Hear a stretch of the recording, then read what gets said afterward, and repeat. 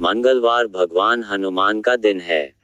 इस दिन व्रत रखने का अपना ही एक अलग महत्व है। प्राचीन काल की बात है, एक नगरी में एक ब्राह्मण पति पत्नी रहते थे। उनके पास कोई भी संतान न होने की वजह से वह बहुत दुखी रहते थे। हर बार की तरह इस बार भी ब्राह्मण वन में पूजा के करने के लिए गया और वह ब्राह्मण वन में बैठकर पूजा करने लगा तथा पूजा होने के बाद वह हनुमान जी से पुत्र प्राप्ति के लिए प्रार्थना करने लगा और दशरथ और उस ब्राह्मण की पत्नी भी अपने घर पर पुत्र की प्राप्त करने के लिए हर मंगलवार का व्रत रखती थी और हर मंगलवार को व्रत के अंत में बजरंग बली का भोग लगाकर भोजन ग्रहण करती थी। व्रत के एक दिन वह ब्राह्मणी किसी कारण ना तो भोजन तैयार कर सकी और ना ही वह हनुमान जी को भोग लगा सकी। तभी उस दिन उस ब्राह्मणी ने प्रण लिया कि वह आने वाले अगले मंगलवार को हनुमान जी का भोग लगाकर ही अन्न ग्रहण करेगी। भूखे प्यासे 6 दिन के बिताने के बाद ही वह मंगलवार के दिन वह ब्राह्मणी बेहोश हो गई।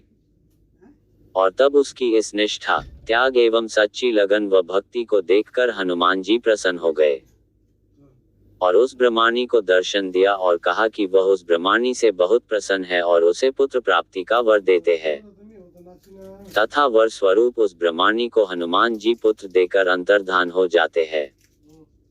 ब्राह्मणी पुत्र प्राप्ति से अति प्रसन्न हो जाती है और उस पुत्र का नाम मंगल रख देती है। कुछ समय के बाद जब ब्राह्मण अपने घर वापस आया तो वह उस बालक को देखकर पूछता है कि यह बालक कौन है। जब उसकी पत्नी उस ब्राह्मण को पूरी कथा बताती है, वह ब्राह्मणी की बातों को छलपूर्ण जानकर उस ब्राह्मण ने अपनी पत्नी पर विश्वास नहीं किया।